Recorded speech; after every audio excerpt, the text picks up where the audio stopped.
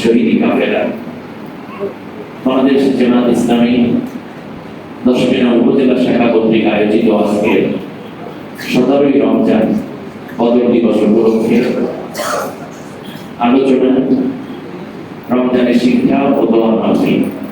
সম্মানিত সভাপতি আইমাই کرام খোদাবা এবং আসাদিজায়ে کرام, আমার পিতৃতুল্য সম্মানিত মুরব্বীগণ, প্রাণ প্রিয় যুবক ভাইয়েরা, সম্মানিত রোজাদার ভাইয়েরা, মাইকের আওয়াজ যতদূর যাচ্ছে যে যেখানে বসে দাঁড়িয়ে শুনছেন সকলের প্রতি আন্তরিক মোবারকবাদ জানাচ্ছি।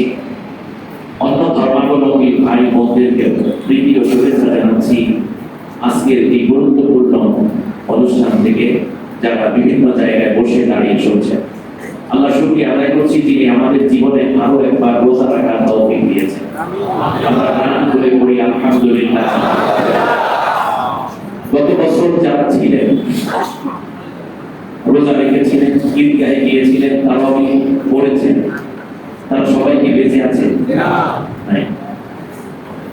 আজকে আমরা যারা আছি আগামী বছর বেঁচে থাকবো এরকম চূড়ান্ত গ্যারান্টি দিতে পারেন কেউ আছেন এখানে? আমি পারবো না, আমরা কেউই পারবো না।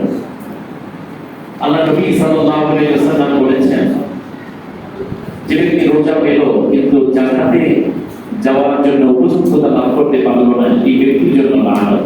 নাউজুবিল্লাহ। যে ব্যক্তি নবীজি সাল্লাল্লাহু আলাইহি ওয়াসাল্লামের নাম শুনে দরুদ পড়ে না, তার উপরেও লানত।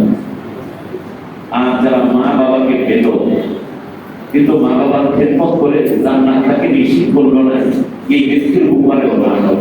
নাউজুবিল্লাহ। অর্থাৎ এই তিনটি কাজ না করা আল্লাহর খুব বেশি অসন্তুষ্টি।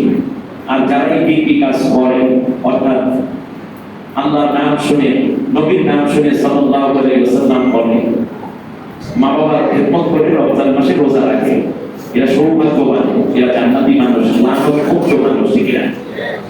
এজন্য নবীজি বলেছেন, বেহেশতের মধ্যে যাওয়ার আগে মানুষের কিয়ামতের ময়দানে থাকার পরে প্রচন্ড পিপাসা পেয়ে যাবে। একটা দরজা আছে, ওই দরজার নাম রাইয়ান।